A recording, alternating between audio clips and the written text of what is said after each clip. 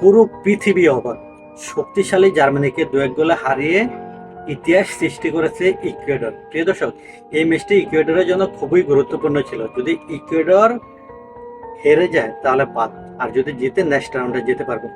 তো এই বাঁচা মারার লড়াইয়ে জার্মানিকে হারিয়ে ইকুয়েডর প্রায় অসম্ভবকে সম্ভব করে ফেলেছে। তো ইকুয়েডর আপনার দক্ষিণ আমেরিকার একটি দেশ, ওদের জার্সি হলুদ।